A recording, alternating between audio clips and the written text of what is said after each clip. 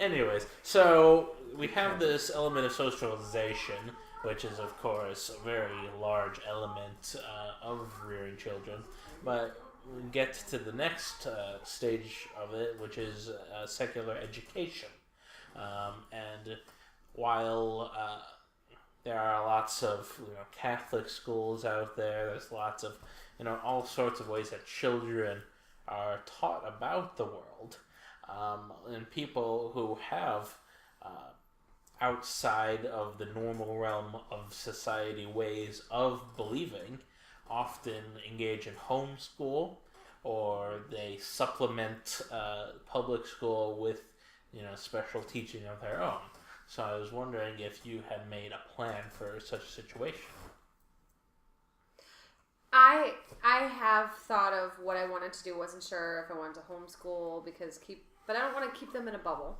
So I want them to be able to socialize them and be out, but then teach them what I want them to know in science and facts at home and give them the basis. But I feel like schools do talk about the Big Bang Theory, and they talk about science, and they don't talk that the world is 6,000 years old. They believe, they tell them that it's not that age, and like I know that a lot of people that are religious are trying to fight that because they feel that that's the wrong information. Yeah, but as of right now, dinosaurs, they teach you about all the different Pangea. ages and stuff, they teach you all the time frames on that.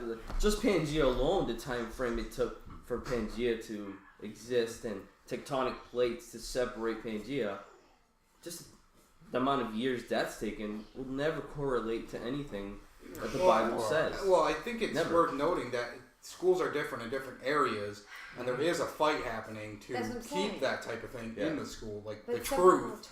They're trying to change that. Yeah. Even in New England, I think, what was that girl in Connecticut was a big thing, and even in Boston. Or something, I think. I mean, it's not like Texas, but it's... But there is... From what I understand, Texas is the largest purchaser of school textbooks, one of the largest. So they almost dictate what... It's going to be... The textbook companies want to appease Texas because they're the biggest buyer. Not necessarily. Well, this is what I've heard from multiple sources. I'm not claiming to be an expert. The biggest, but they are a big buyer. They have big influence on the companies. So the companies are going to print the textbooks to make these bigger influences happy. And if those influences are really religious and trying to, skew the books, then it's going to potentially affect the whole country, And that's troubling. Yeah. Because that's changing people's thought process on how the world began and questioning things and anything that's... Even a small change can grow into a bit, you know what I mean? So... if that happens, they wouldn't be going to that school. Okay. So how would you know, though? Are you going to actually... Well, I mean, it'd do be you in plan their on keeping tabs on especially science and stuff like that. I definitely want to know what they're learning and what they're learning in history and American history educating and stuff. At least I grew up here, going to school here, and I was taught that. So I'm hoping that that's what happens. But, okay, so you went to public school here? Yes, I did. And I went to public school. You went to public school, and your school was... For my school, I never ever had a religious encounter where people were questioning the Star Spangled Banner. You know what I mean? Because it mentions God in it, and so it wasn't a big deal. Well, it's funny because one of my friends just talked about how she came home now from that's preschool, hilarious. and she said the Pledge of Allegiance, and it has God in it or whatever, and she was like, I was mortified that they taught her that. So she taught her. And I don't, some people find that offensive and some people don't. To me, I don't really like it either. But to me, this country was founded on it, and you're not going to change the foundation. But I don't think that they should be. Why do they have to say that? That's it was just founded. Going into court and having to put your hand on a Bible. But if you say an atheist, you don't have to do the Bible thing. Do you? Did you say that it was founded on what? On Christianity. It was the Christianity was the founding. They were mostly deist. There's a big argument on that. Yeah. And certainly you don't have to say the pledge. But the other thing, right? They taught her to say not under God, because she said to just skip the God, under, just not say it. No, she said something funny though. But she insisted on saying it, so she goes, not under God. Yeah, that's what she said. Indivisible with liberty and justice. Not under God. Awesome. Yeah. So now she's awesome. like, I can't wait. She's like, I hope the teacher, I wonder if the teacher's gonna call and say something because I would love for them see to if say she's gonna get in something. trouble. I'd be But like, she never told me, so? so I don't know if she did. But Yeah. I don't think that's wrong. She should be able to say that if she wants to too. You Yeah. know, Yeah, I remember I would just sort she of goes, "Not stand under there God." silently. Yeah. So I was it just seemed very strange to me. Yeah. Like my invisible friend is protecting this colorful rectangle. That's a bunch of religions. Yeah. So it's an interesting issue. I know when I went to public school, I did run into various levels of religion. I remember elementary school music class as a big source of religion. Really? Like the lady would come around with the piano and we would all be singing there, like "Born in Bethlehem." Oh shit! We had no idea. Well, I had no idea what we were singing about. I was like, oh, these are probably just old tunes of. And I think there could have been in my school too, but at that point I wasn't even probably paying attention. So there could have been. Yeah. No, I've paid attention. I don't think I've ever encountered that. I mean, I'm saying Ever. for myself right now, Yeah. I'm saying I don't remember anything. I don't think so. But maybe there are little things that have been said that I didn't realize that were even associated or. And I certainly remember talking with other kids that were religious and had been taught in the church in my school, and they would tell me all about Christianity and religion, stuff like that. So, even if it's not an official level, they will be running into people who are going to try to change their minds at a very young age and who are going to be very influential. Yeah. So, it's a very tough process to try and change that. Well, that's why I want them to know from me before they go to school. Because if Just they, have an for the idea. first time, hear God from somebody when else. somebody sneezes, God bless you. Yeah. Or bless you. Well, that's what I was trying to say earlier. That's another thing I've tried to stop doing myself. But I feel like people But it look feels at you like people how look rude. at you like you're rude. And it's sad that you actually have to say that word. Well, and then it's the whole social thing. Is what I'm exactly, saying. but you have to change it. Yeah, it's like now I'm rude because I'm not pandering to your religious beliefs. It's like, and then no, then they say God bless you, or no, usually it's just bless you. Well, Why? Who are you to bless me? God has to bless me if that's the case. You know what I mean? Well, it was like an episode of Seinfeld where he's like, "Why do you say bless you? Why don't you just when you feel so vulnerable? Why don't you say you're so good looking?" Yeah, see? I know It's like I like that one. Start something new. Like why? Why? Doesn't make sense to me. Yeah, say something else. That's gonna be another big thing too. Like in school, somebody would sneeze in class and you're doing a test. You would want to do it on purpose. Bless you, or just to say something out loud. I used to do it. I do remember that because I just want to be the loud, obnoxious one in class. But now they're gonna encounter somebody obnoxious like that, and then maybe they pick up that social and that's what want to say bless earlier, you or God bless you. And I don't these like small things can grow. Exactly. You know? Especially when you're you're putting them in a situation where there's young children who are absorbing everything. Yeah. You know what I mean? It's like one little thing could carry for the rest of their life. Like one of the girls, Tiana, she doesn't say she goes, "Oh my gosh," instead of saying "Oh my god," which is great. We like that. Oh my gosh, gosh. She emphasizes it and she says "gosh," "Oh my gosh," and it's that's great. That's a good. And I always say, "Oh my I goodness." actually like saying God in that situation because people some religious people get upset. Yeah, they say they're using the name in vain. My mom does it all the time. She says Jesus Christ. I go.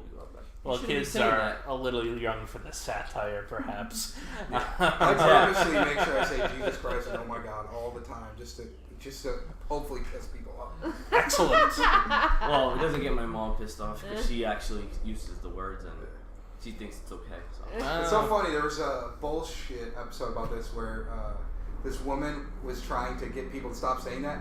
She said you should say Santa Vaca because she was Hispanic or something. And Santa Vaca means holy cow. Yeah. And they were saying in the episode, so it's okay to make fun of another religious.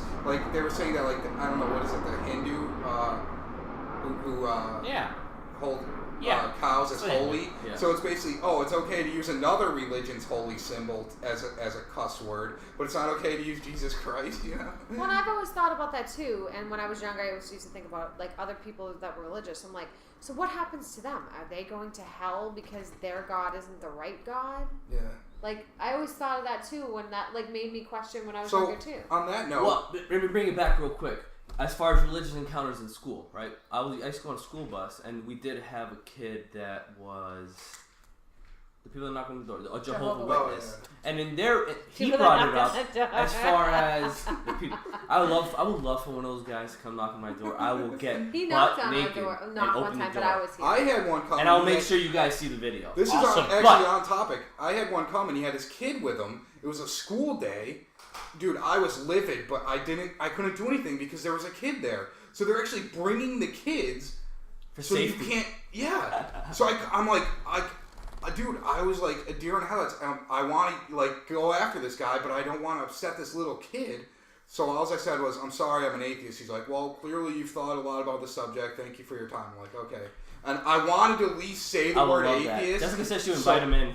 So the kid could hear the word and see that I wasn't like snarling and trying to eat him or something. Well, that's another good, perfect example. Me and my uncle, the uncle that took us both to church. Me and him, we were on Tango FaceTime, and we were talking about something, and the religion thing came up, and I said, I'm an atheist, and then his daughter in the background was, you're an atheist, and then blah, blah, blah, and then me and my uncle were just going back and forth. She's a really smart girl.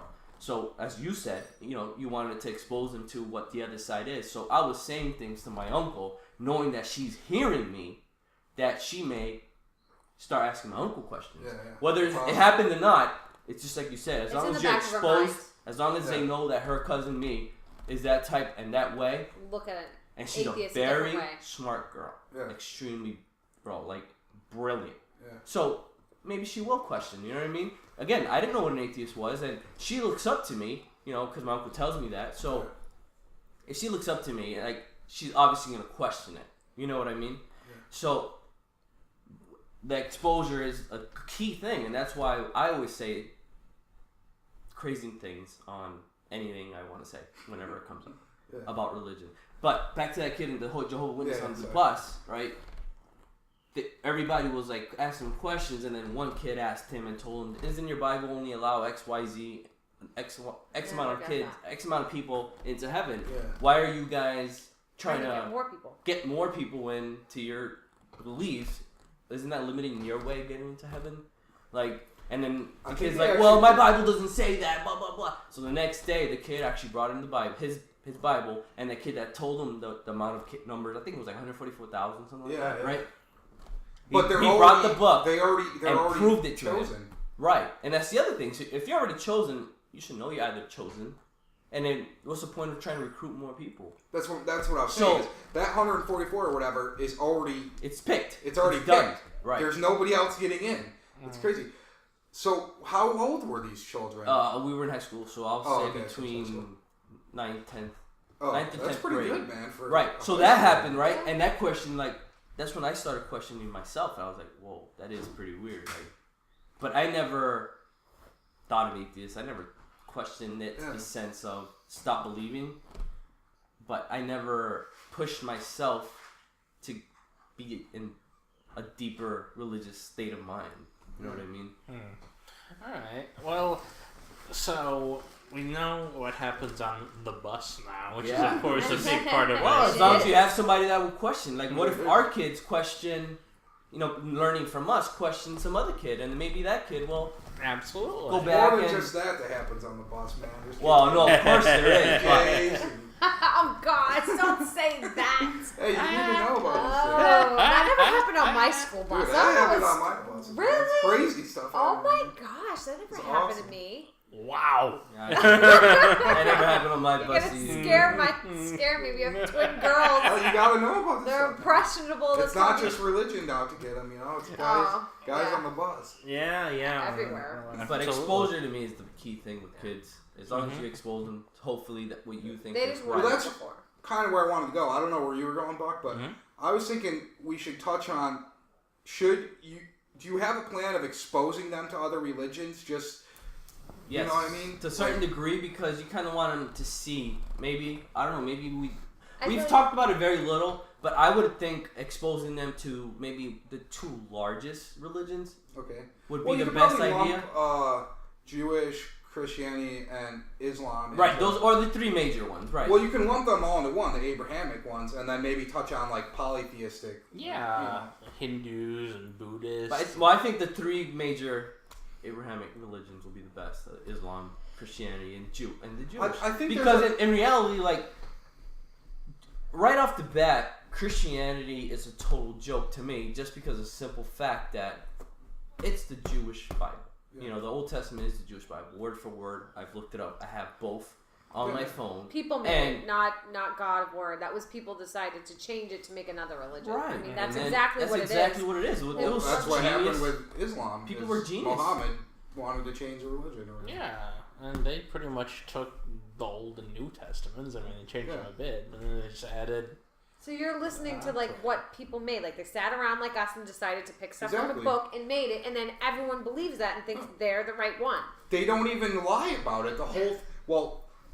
First of all, the people's... We can go on and on about this, but nobody knows who wrote Genesis. And the actual names of the Gospels were just made up. Those weren't real people. But there was active... It was written in third editing. person. Like, what was it, the Council of Nicaea or whatever? Yes. People don't realize this. But I think... I want to go back, though, because on the bigger picture of the three Abrahamic religions... and the polytheism, I think you should incorporate polytheism because polytheistic religions, I think, predated the monotheistic ones. Right. And those are the ones that have kind of been... Yeah, pushed away more in our society. But the contrast is there. The more you research the polytheistic religions, you realize that these monotheistic religions are taking all those gods and attributing those attributes to the single God.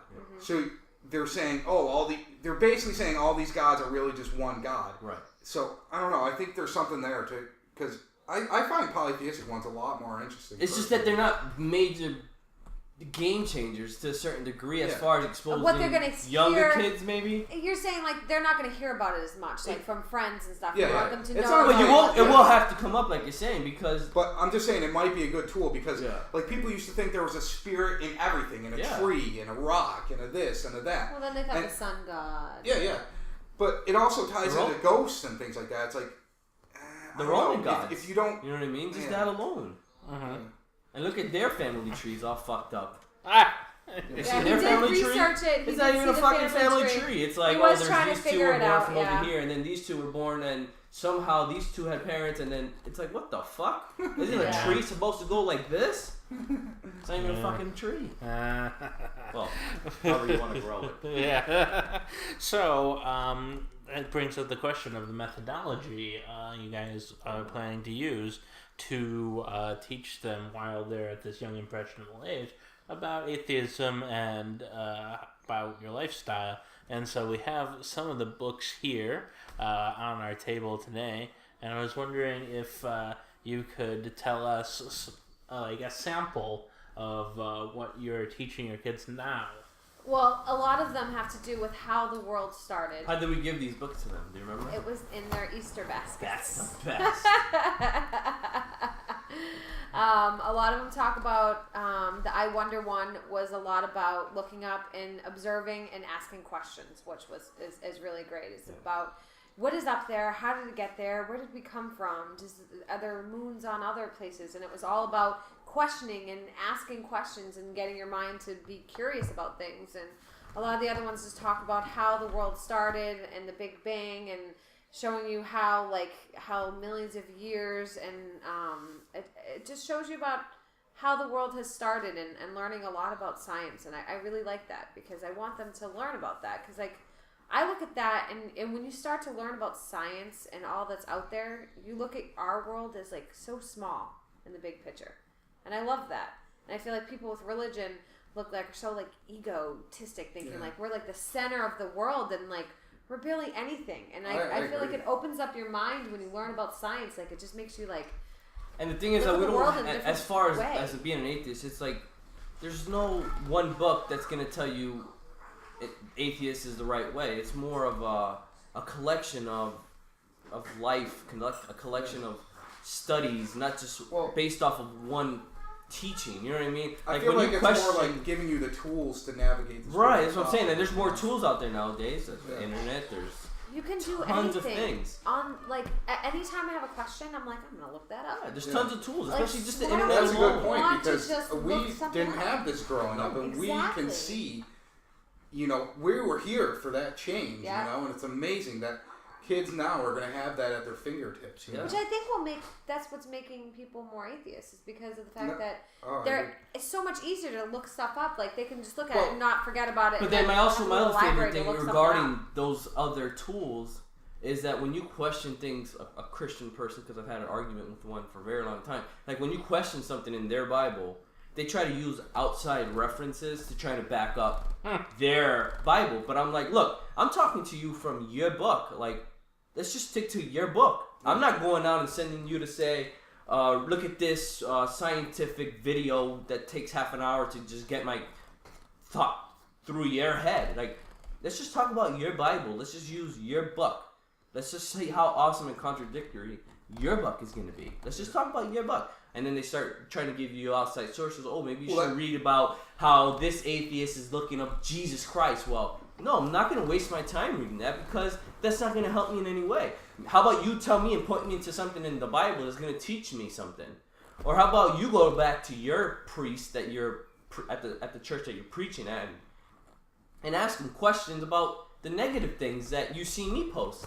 And then you don't come back with any answers. That's what I want to say is you were saying that the internet's a tool for atheists, but it is also a tool for the religious. But they don't use it. They ignore to. Like, just her mom. Some of them do. No, they don't use it in a scientific way. They use it to reinforce their things and network with themselves. You know what I'm saying? Outside resources so it works kind of for both. But I feel like if they don't look at the other side. Like a kid now goes, well, how old is the Earth? Like, they don't have to ask someone. They can look it up and search. I wonder if we Googled right now and see what came up. Just keep talking. So, are your kids online yet? No. I mean, they have their little computers that they play apps and all that stuff. But, I mean, the only exposure they're getting is books right now. And they kind of get, bored with it because it has a lot of scientific type of stuff in it. But they find it interesting. Wow, that's cool. So, right at the top of the page, 4.5 billion years. Says. I googled that too, to see how, if someone looked that up. So now, I wonder how far down until it says some type of creation. Creationist stuff. So. But that's what bothers me the most, is just that they use outside references out of the Bible. It's about maybe 10 things down. So, I mean, that shows that, science does go above, usually. And, and then the thing is there's going to be a push and pull, but with this, it's going to go in the right direction, I think so. And I think that even if they look something up, I remember I was like, wait, God is Jesus? I'm like, that doesn't make any sense. And I'm like, you know what? I'm gonna look it up. So I broke that one down. I looked it up, and I looked it up when I'm driving, and I'm going, it gave me the answers, but then I'm like, that's bad. Pretty stupid. You know what I'm saying? Well, that's why. Another reason why I mentioned the polytheistic one tool is because that religion is actually polytheistic. It has 3 gods, but people don't get it. They don't get it though. Yeah, and that's what bothers me, is that just Jesus Christ Himself. This is what always kills me. Is that, again, I don't know how many times I've said it. Christianity is the Jewish Bible, right? So how are but the thing is that Christianity was founded 30 years after Christ was dead. Yeah. So, and on top of that, he was Jewish.